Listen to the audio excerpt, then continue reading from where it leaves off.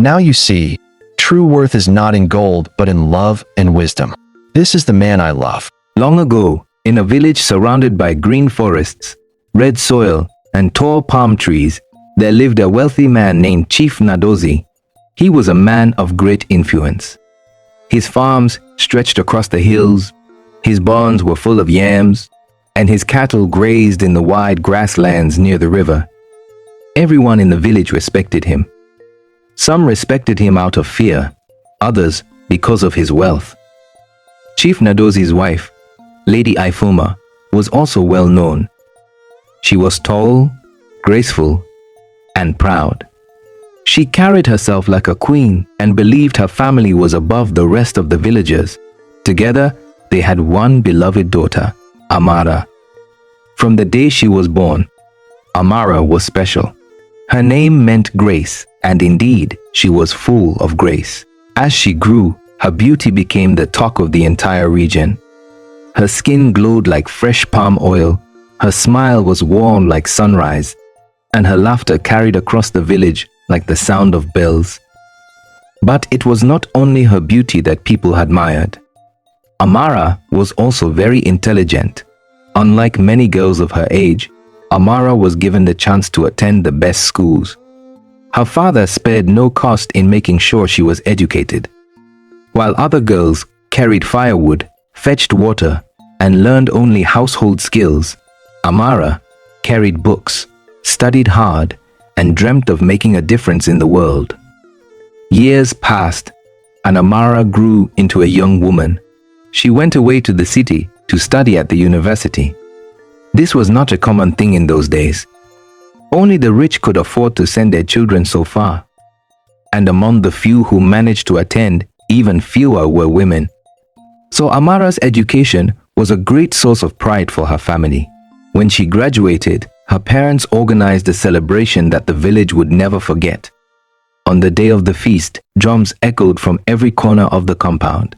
The talking drums spoke the praises of Chief Nadozi. The flutes whistled joyfully. Women sang songs of praise while men clapped and stamped their feet. The air smelled of roasted goat meat, palm wine, and jollof rice. Children ran around happily, chasing one another with laughter. Chief Nadozi sat at the head of the gathering, wearing his long flowing robe and a red cap decorated with eagle feathers. Lady Ifoma sat proudly beside him, her neck heavy with beads that glistened in the sun. Amara stood between them, dressed in her graduation gown and holding her certificate. She was smiling, though her heart was heavy with thoughts she kept to herself. Villagers took turns congratulating the family. Elders raised their hands to bless Amara, saying she would bring honor to her household. Friends of the family whispered among themselves, "She will marry a great man one day. Surely a rich man from the city will come for her." "Yes," another replied, "her father will never allow her to marry anyone who does not match her education and wealth." Chief Nadozi raised his hand for silence, and the drumming slowed. In a loud, booming voice he spoke, "Today is a day of joy. My daughter has returned from the city with knowledge and honor. She is the pride of this family and this village. And hear me well. All of Amara will marry no ordinary man. Only a man of wealth, only a man of power, only a man who can stand as high as our name deserves will take her hand." The villagers cheered. Some shouted praises, others clapped. Yet, not all were happy. Some whispered quietly, shaking their heads, for they knew pride could blind a man's eyes. Amara stood silently, her smile fixed, but her mind was troubled. She respected her parents deeply, but she also knew her own heart. Though she had just returned from the city, she felt that life was not only about riches or status. She longed for something deeper, love that was true, simple, and honest. As the drums grew louder again and the dancing resumed, Amara looked out beyond the compound, past the feasting crowd, toward the farmlands at the edge of the village. There, under the burning sun, she noticed a young man she had seen once before. A farmer, strong and humble, carrying a basket of yams. He was not dressed in fine clothes. He had no gold on his neck. His hands were rough from work and his steps slow with tiredness. But something about him caught her attention. His eyes carried a quiet strength, and his face held the kind of peace that no riches could buy. Little did Amara know that this man, mocked by many, would one day turn her life and the pride of her parents upside down. Amara met Obinna. The morning after the great graduation feast, Amara woke early. The compound was still quiet, though the remains of celebration lay everywhere. Empty calabashes, broken palm wine gourds, and firewood ashes from the large cooking pots. She slipped outside, carrying a small clay pot to fetch water from the stream. The sun was only beginning to rise. The village was covered in a soft golden light, and birds sang from the tops of the tall palm trees. Amara walked slowly, enjoying the cool breeze that brushed against her cheeks. She was deep in thought. As she neared the stream, she saw him again, the same young man she had noticed the day before during the feast. He was bent over his small farm plot, cutting weeds with a sharp hoe. His shirt was faded, and his trousers were patched in more than one place. His feet were bare, covered in dust. Yet he worked with calmness, his movements strong and steady. Amara stopped for a moment, just watching. Then, gathering her courage, she greeted him. Amara, good morning, farmer. The sun has not even risen fully, and you are already at work. The young man straightened up, wiped the sweat from his brow, and smiled. His smile was warm and genuine. Obinna, good morning, my lady. The soil does not wait. If the farmer delays, the weeds will grow faster than the crops. Amara was surprised. His words sounded simple, yet they carried wisdom. She lowered her clay pot and walked closer. Amara, you speak like a teacher, but you work like a servant of the soil. What is your name? Obinna.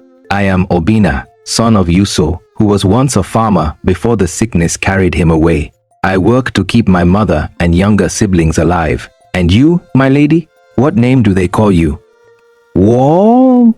Amara hesitated for a moment. She was not used to introducing herself to common villagers. But something in his eyes told her he deserved honesty. Amara. My name is Amara, daughter of Chief Nadozi. Obinna bowed slightly, but he did not look impressed or frightened, as most villagers usually did when hearing her father's name. Instead, he said calmly, Obinna, Amara, a name that means grace, a beautiful name for a beautiful woman.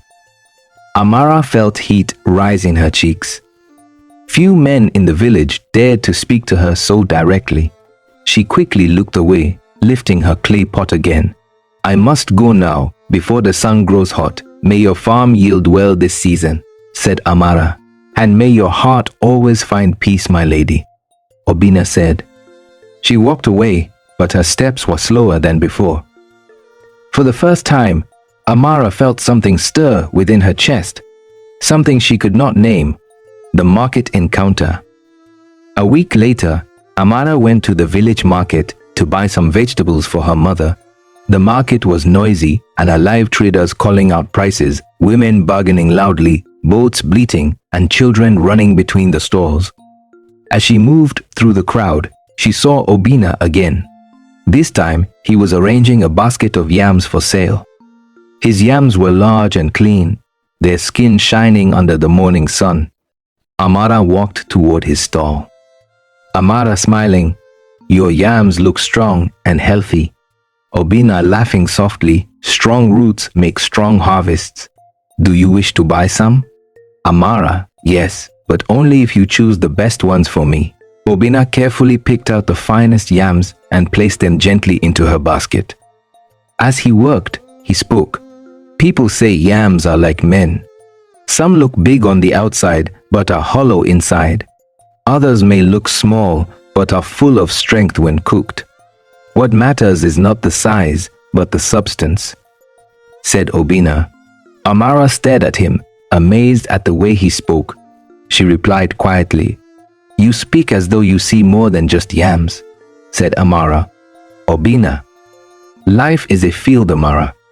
If you look closely, every plant teaches a lesson. Their eyes met, and for a long moment, neither of them spoke. Then Amara paid for the yams and left, but her heart was no longer calm. The moonlight games. That evening, the young people of the village gathered in the village square for moonlight games. The moon was full and bright, casting silver light across the open space. Children clapped and sang traditional songs, while the older youths played games, told jokes, and danced around the fire. Amara came with her friends.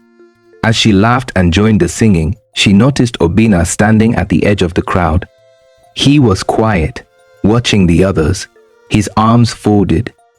After a while, one of the elders called for storytelling. Each person took turns telling riddles and short tales. Finally, Obina was pushed forward by some of the other young men. Young man, Obina, tell us a story. You always have something wise to say. Obina raised his hand to quiet the laughter. Then began. Obina, once there was a bird that thought itself too small to fly with the eagles. Every day it walked on the ground, hiding its wings, ashamed of its weakness. But one day, when a storm came, the little bird was lifted high by the wind. It discovered that its wings were stronger than it knew. From that day, it no longer envied the eagles. It flew in its own way, free and proud. The crowd clapped and cheered. Amara sat still, her eyes fixed on him. His words touched her heart deeply. She realized that Obina was not just a poor farmer. He was a man full of wisdom, dignity, and quiet strength. That night, as she lay on her bed, Amara could not sleep. The sound of Obina's voice and the meaning of his words filled her mind. She whispered softly to herself, Amara, why does my heart beat differently when I see him?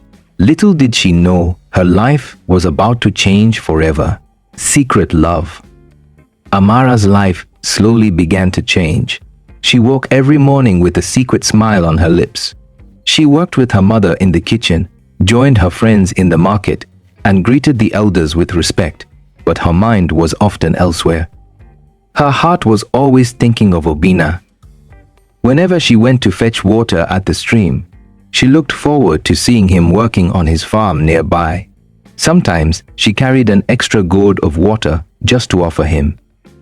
He always thanked her with a smile, and she always felt her chest grow warm. By the riverside, one evening when the air was cool and the crickets were already singing, Amara walked quietly to the riverside. She carried no water pot this time. She came only to see him. Obina was sitting on a rock, his hoe resting against a tree. When he saw her, his face brightened. Amara, daughter of the chief, what brings you here at this hour?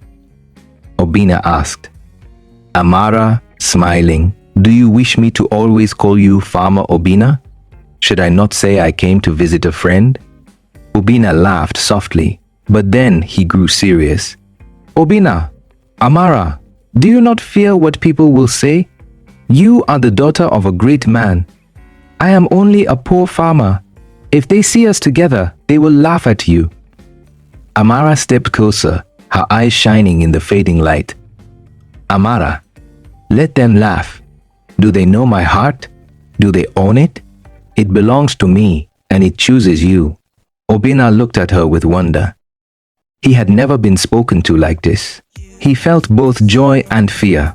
Obina, your words are sweet, but your parents will never allow it. Chief Nadozi will chase me from his compound like a stray goat. Amara touched his arm gently.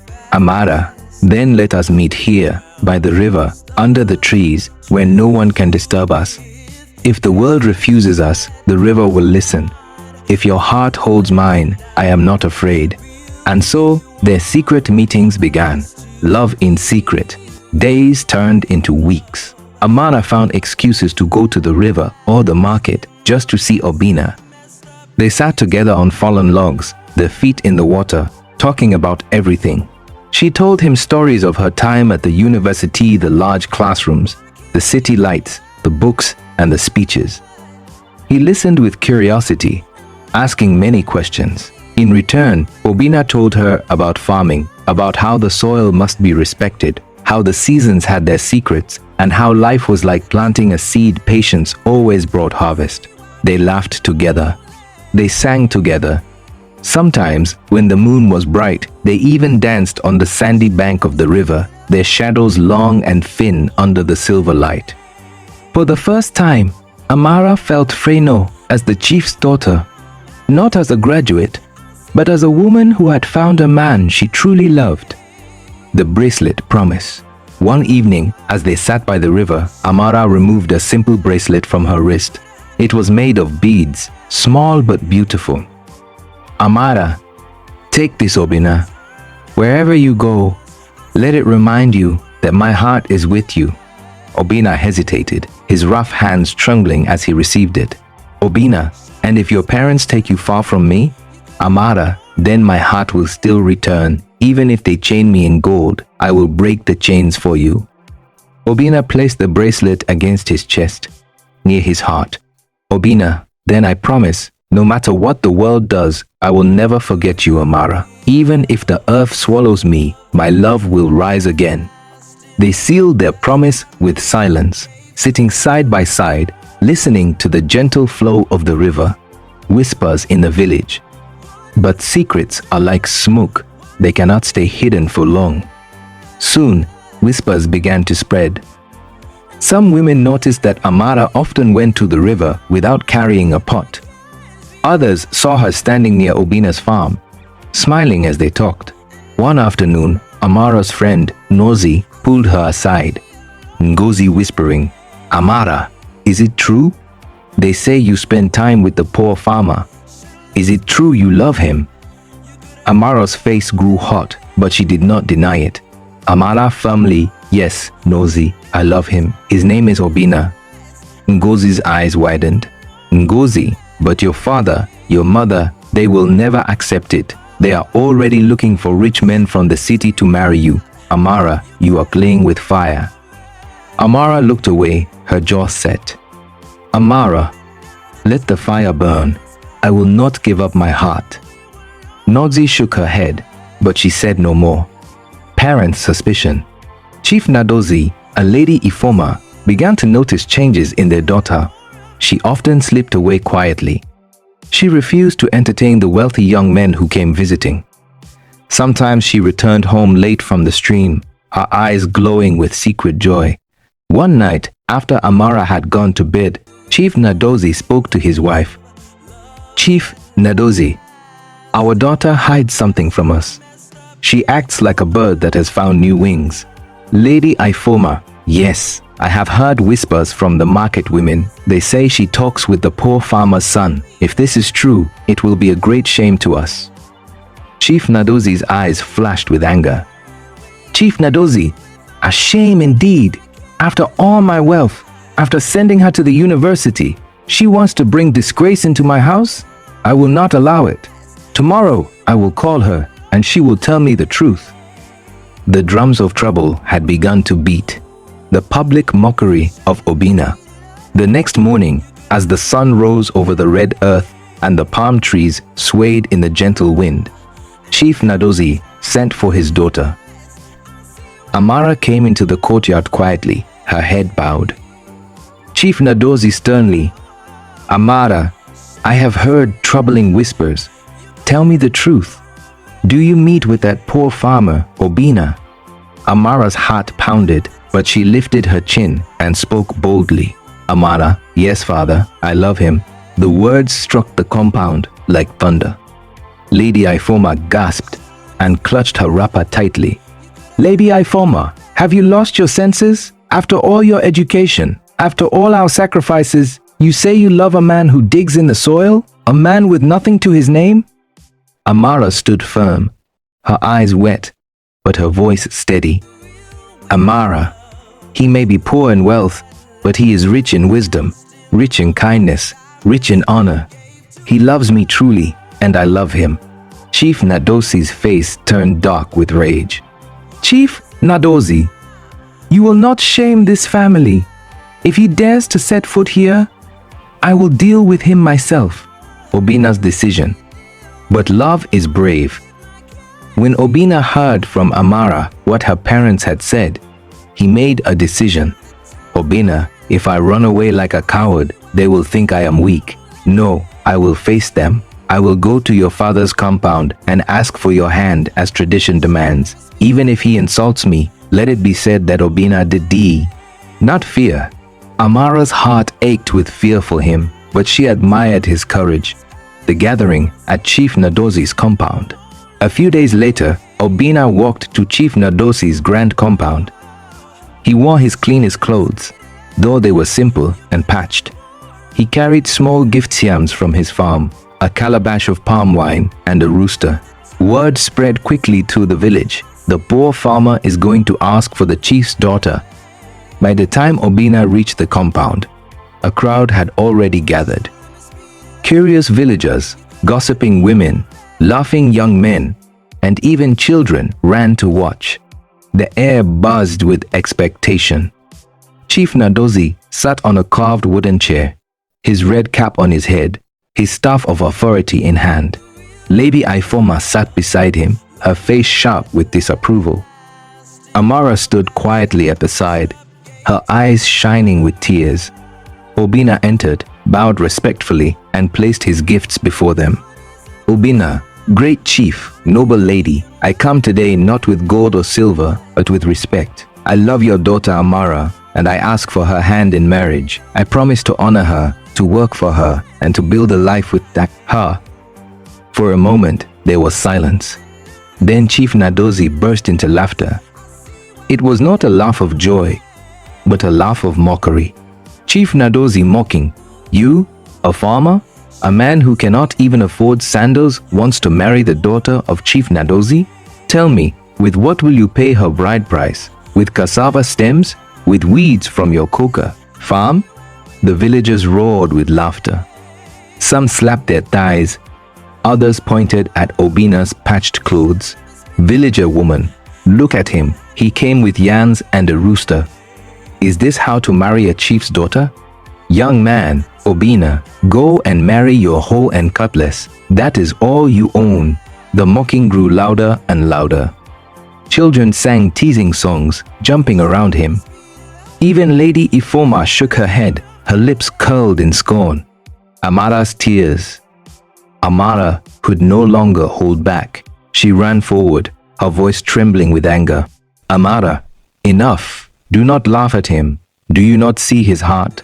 You mock his clothes, but his spirit is greater than your gold. He is worth more than any of these rich men you bring before me. The laughter stopped for a moment. Chief Nadosi's face turned red with shame and fury. Chief Nadosi, silence Amara. You disgrace me before the village. Go inside at once. Two of the household guards pulled her back into the house, though she struggled and cried. Obina's dignity. Obina stood in the middle of the crowd, his gifts untouched, the laughter still echoing in his ears. But he did not bow his head. He lifted his voice, strong and steady. Obina, today you mock me because my clothes are poor and my hands are rough. But remember this, wealth is like a river. It can dry today and flow tomorrow. A man's worth is not in his riches, but in his spirit. You may laugh at me now, but time will reveal the truth. The villagers grew quiet. Some felt a sting of guilt. Others still chuckled. Chief Nadosi waved his hand angrily. Chief Nadosi, leave my compound, Obina. Do not ever return. My daughter will never be yours. Obina picked up nothing. He left his gifts on the ground and walked away slowly, his back straight, his steps firm. The villagers watched him go, some still mocking, others whispering among themselves. Amara, from inside the house, pressed her face against the window, her tears falling like rain. That night, the whole village buzzed with gossip. Some laughed at Obina's boldness. Others admired his courage. But one thing was clear. Amara's love had now become the scandal of the village.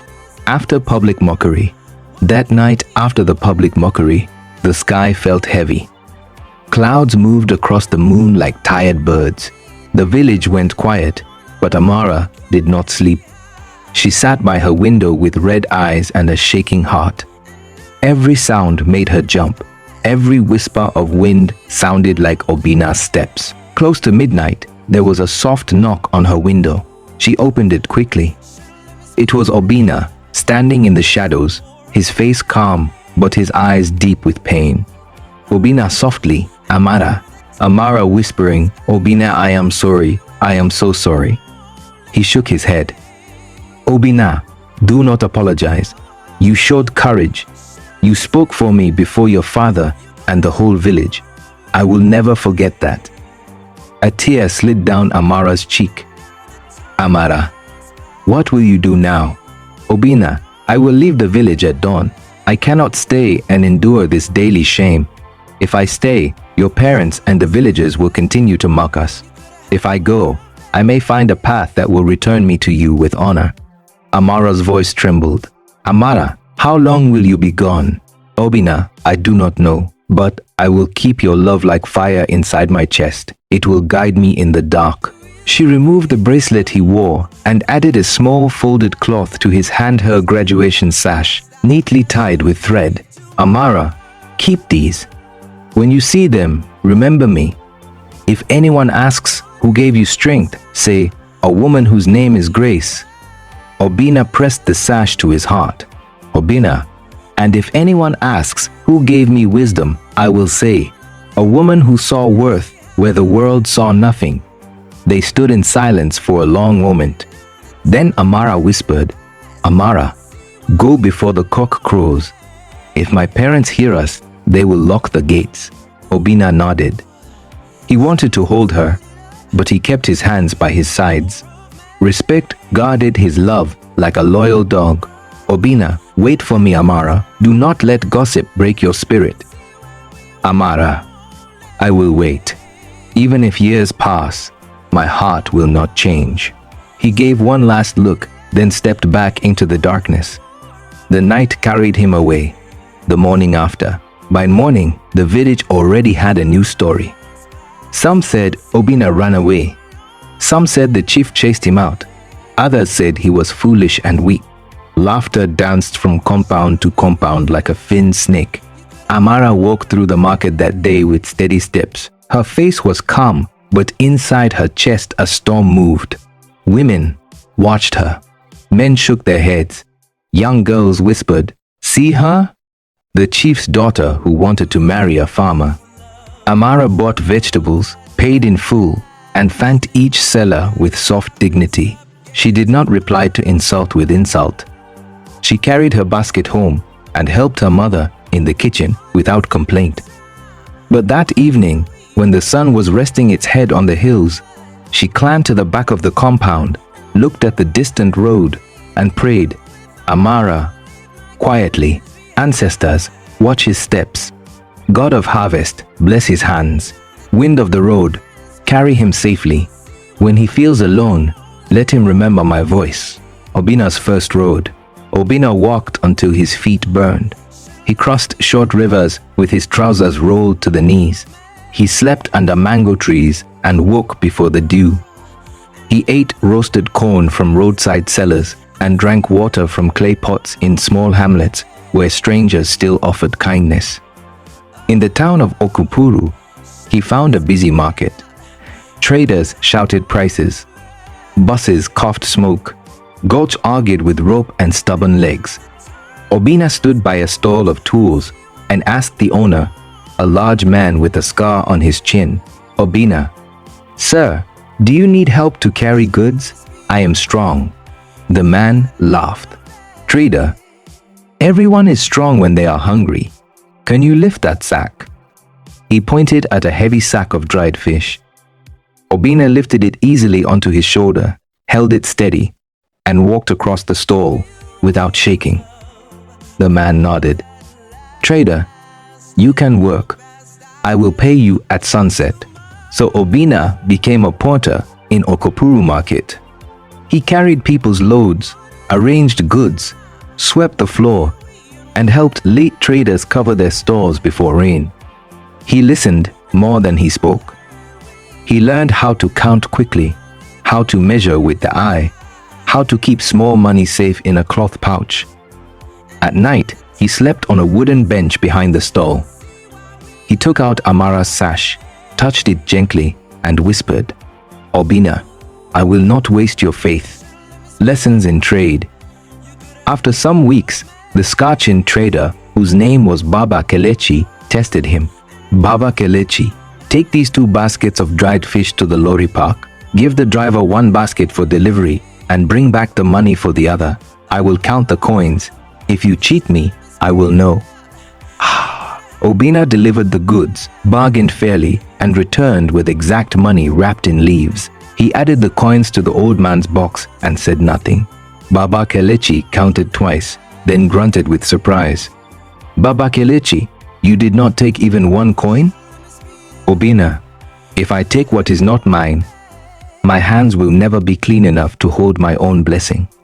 The old man looked at him carefully. "Baba Kelechi, honesty is rare, like a dry season river. Come tomorrow. I will teach you how to read weights and judge quality. You have a trader's eyes." So Obina began to learn. He learned how to smell spoiled fish even when it looked good. He learned to test palm oil with the tip of the tongue, to see if it was mixed with dye. He learned to tap ground nuts from the bag to hear if the inside was dry. His mind opened like a fresh leaf. Months passed. Obina saved coins little by little, tying them at the end of his cloth belt. He sent small gifts back to his mother and siblings through passing travelers: soap, salt, and a few naira sewn in cloth. He did not write letters. He was not skilled at writing, but he sent messages by trusted drivers. "Tell my mother I am fine. Tell my siblings to study. Tell them I will come one day with better news than hunger." At night, when the market slept, he sometimes sat under the moon and spoke to the sash. "Obina, Amara, I am not a great man yet, but I am walking the test of betrayal." One rainy afternoon, a young trader named Ikana asked Obina to help him buy beans in bulk. The price was low that week. They bought many sacks. Ikana said, "Ikana, keep the money with you till morning. My room leaks when it rains." Obina agreed. He kept the tied pouch under his head as he slept. By dawn, Ikana came shouting, "Ikana, thief, thief, my money is gone." A crowd gathered. Faces pressed in. Fingers pointed. Obina stood up, confused and tired, his heart beating fast. Baba Kelechi stepping forward. "Wait, let us search." They searched Obina's bench, his bag, his clothes. The pouch was not there. Ikana's eyes shone like a fox. "Ikana, you see, the poor man has eaten my money." Obina looked at the ground. Shame is a heavy stone. But Baba Kelechi was not a fool. He turned to the crowd. "Baba Kelechi, if Obina wanted to steal, he would have run away before dawn. He is here. He is calm. Search Ikona's room." They found the pouch inside Ikona's own waterproof bag, hidden under her mat.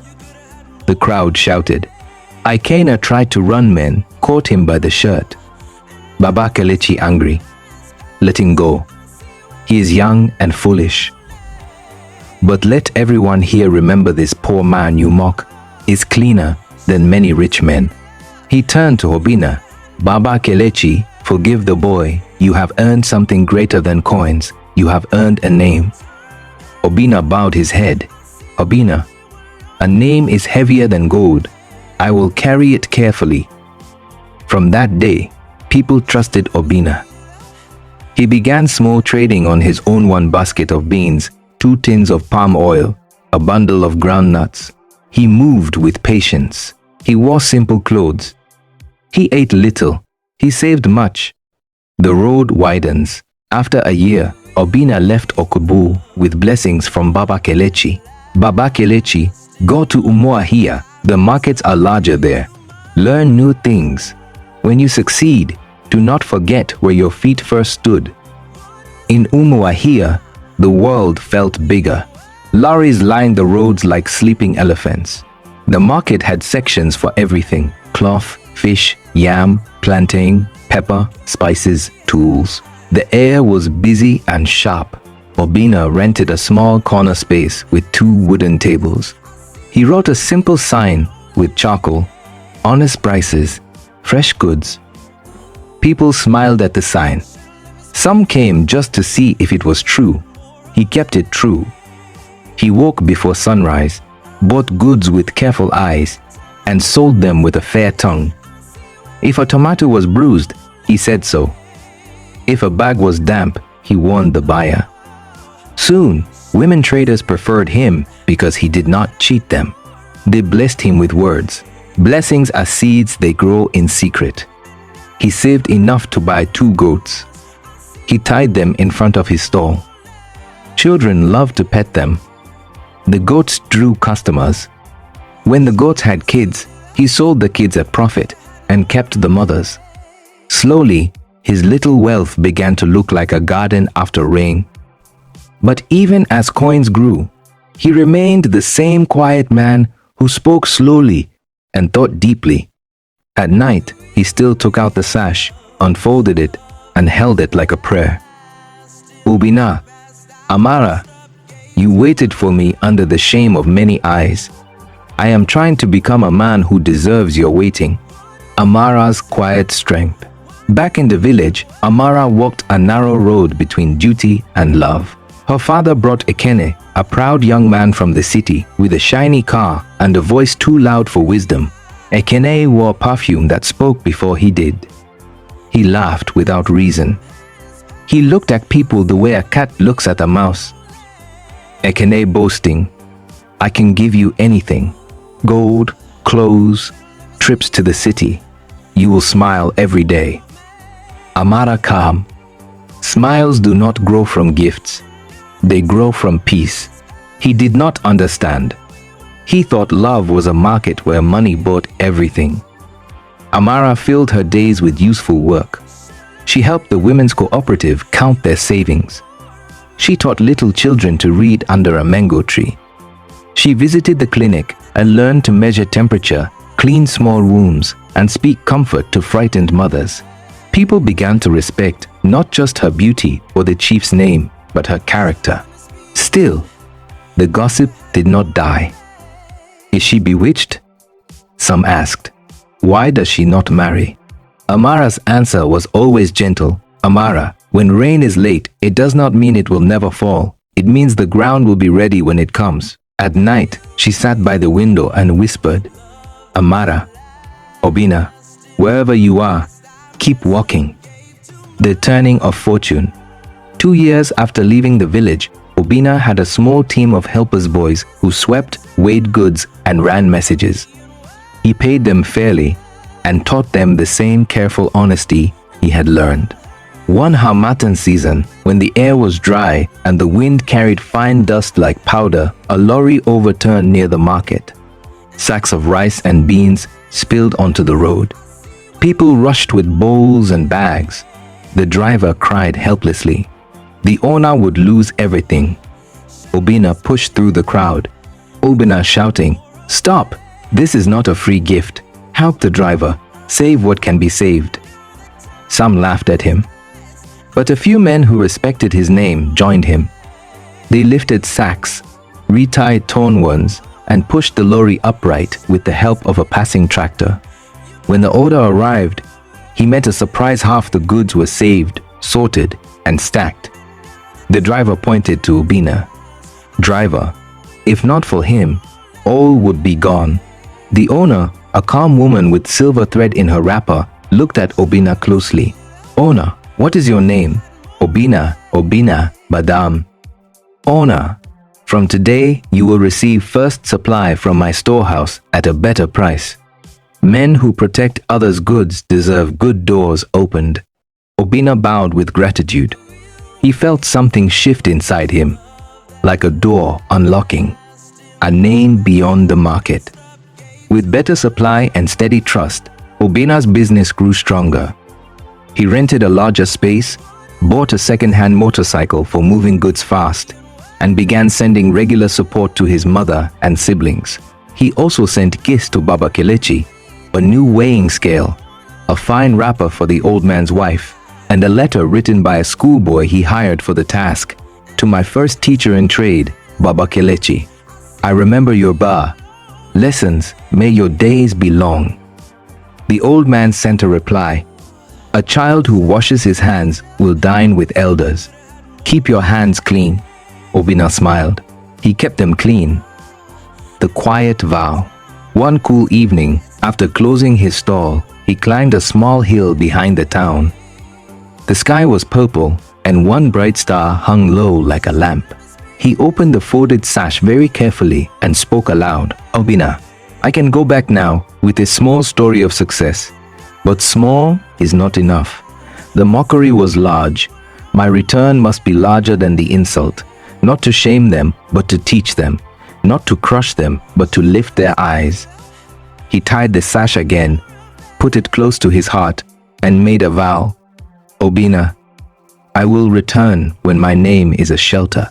The wind patched his face like a blessing. Far away, in the village under the same sky, Amara stood at her window.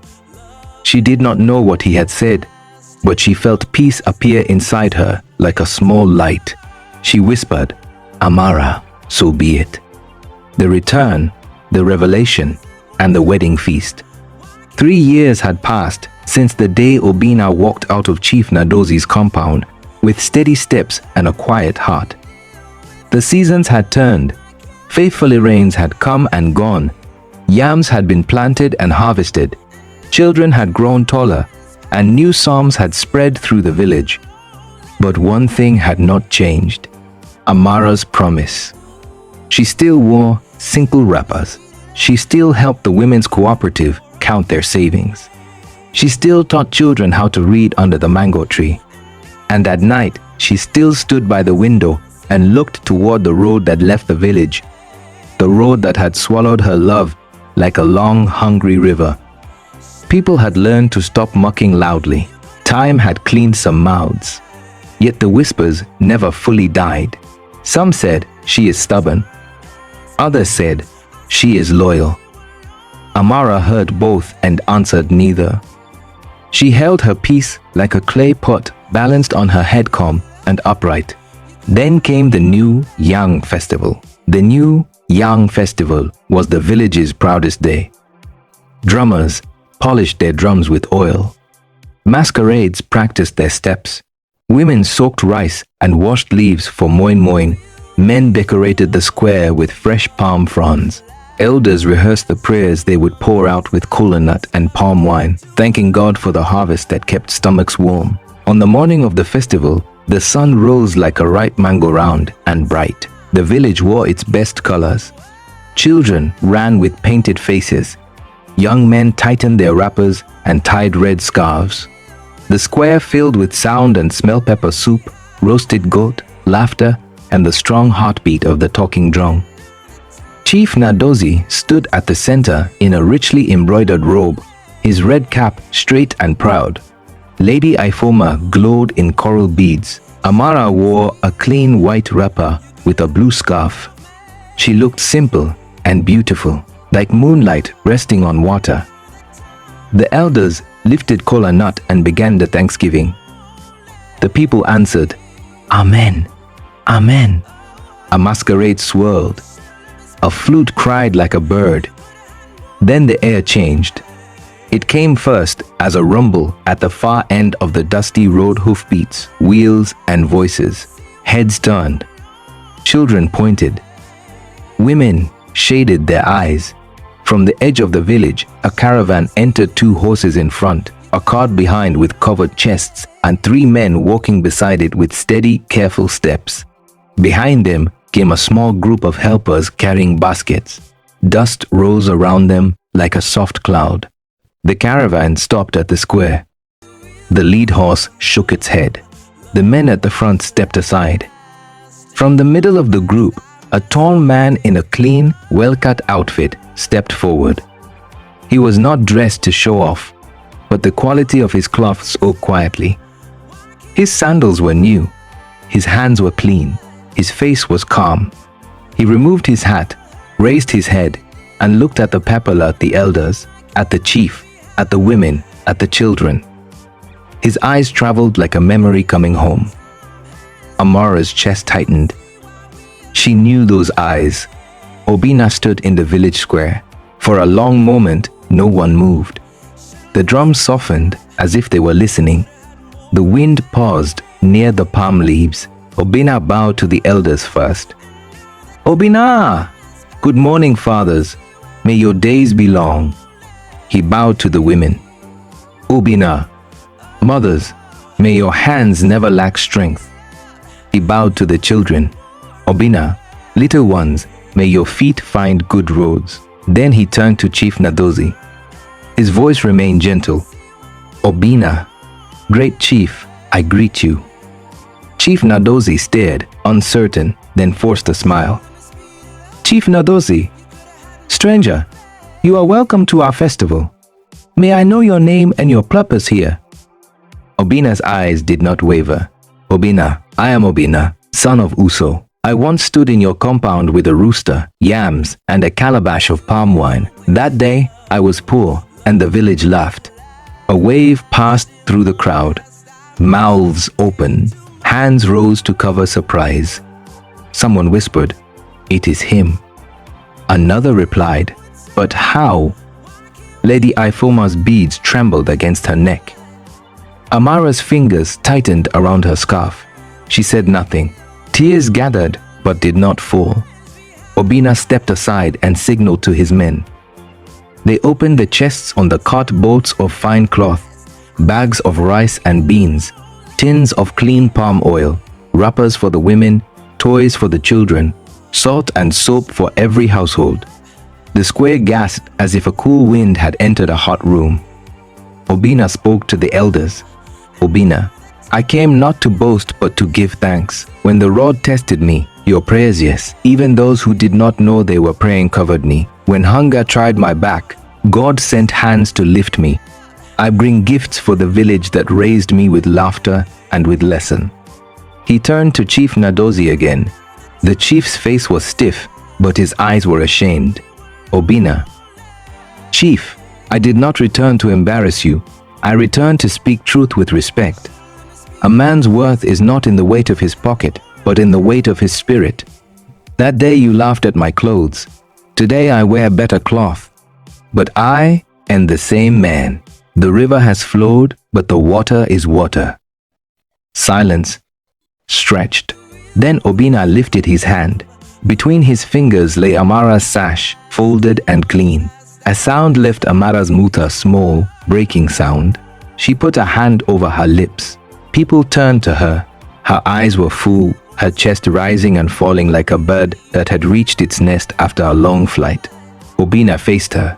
Obina, Amara, the world tried to pull our names apart, but your promise held me when money could not. Your faith warmed me when Hamatan entered my bones. I have kept your sash as a guard for my heart. I now ask before your bar, parents, before these elders, before the children who will learn this story, will you still walk with me? The square forgot to breathe. Amara stepped forward slowly. She did not run. She did not shake.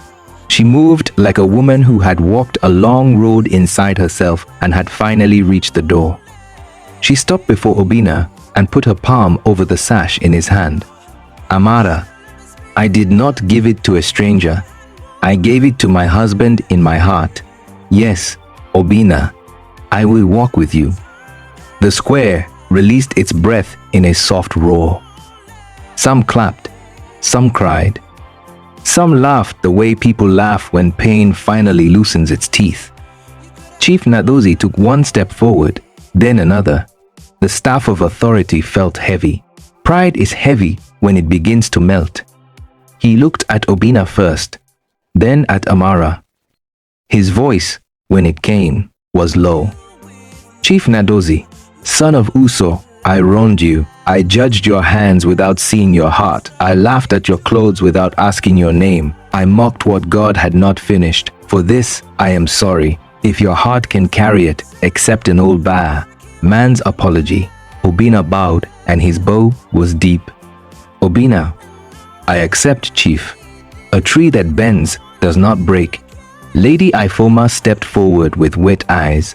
Lady Ifoma, forgive a mother who feared shame more than she feared hurting her child. Obina, I forgive you, mother. He called her mother not as a show, but as a bridge. The crowd felt the bridge and stood upon it with relief. The blessing. The eldest elder raised both hands. His voice was a river that had seen many storms. Elder, let the earth hear, let the sky hear. Today, wisdom has sat in our square. Today, pride has taken off its shoes. Today, love has spoken in a language everyone understands. Bring kola nut. They brought kola nut. They poured libation. They blessed the union with words older than the trees. Patience, peace, children, long life, laughter. The drums found a warm rhythm, and the flute returned with a happy cry. Obina's men began to share the gift cloth to the mothers, staples to each compound, toys to the children. Even the old men smiled as little boys chased each other with wooden cars. Chief Nadozi ordered the biggest goats to be slaughtered. Lady Ifoma opened the store of wine. Women stirred large pots. Smoke rose like praise. The masquerades danced again, this time around Amara and Obina, circling them in a ring of color and dust and joy. The wedding feast. They did not wait for another day. When joy is ripe, you do not leave it on the branch. The elders joined their hands, spoke the words, and blessed them as husband and wife. The village shouted eyes, Amen. The feast lasted until stars stood like white cowries on the dark mat of the sky. Drums changed hands. Singers invented new songs. They mocked the farmer, but God kept his crown. The river hid the gold in clay, love washed it and found it. Amara waited, Obina returned. Pride bowed, peace stood tall. 1. Obina went to Chief Nadozi and spoke softly. Obina, Father, allow me to rebuild the old well near the farms. The dry season is becoming hard. Water must not finish before work. Chief Nadozi nodded with humility. Chief Nadozi, do it, my son. Let the well carry your name and the lesson we learned. Amara moved through the people with a smile that was not loud but full. She hugged the little children who had learned letters under her mango tree. She thanked the women who had shared salt with her when gossip was hot. She greeted the men who had once shaken their heads. No bitterness lived in her.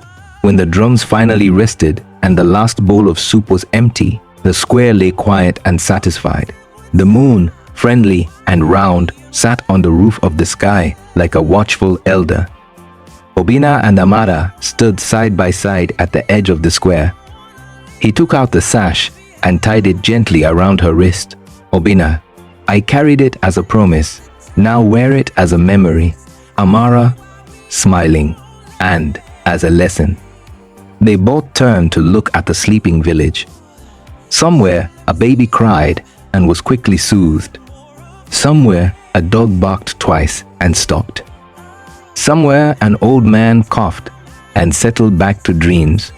Obina spoke, not loudly, but the words felt like a seed falling into good soil. Obina, a man without money is not a man without a future, and a woman who waits with wisdom is a gateway to that future. Amara added, Amara, parents who judge by cloth will one day learn to judge by character. They walked home together, not as two people struggling against the world, but as one story that had found its ending and its beginning at the same time. Moral lessons. Do not mock the poor, for tomorrow may dress them differently. Do not fear waiting when the waiting is for what is true. Do not let pride lead your eyes, or you will call a seed useless before it becomes a tree. And remember, the same hands that hold a hoe can hold a crown if the heart is clean and the steps are patient. Dear viewers, what are your own lessons from this story? Drop them in comments below.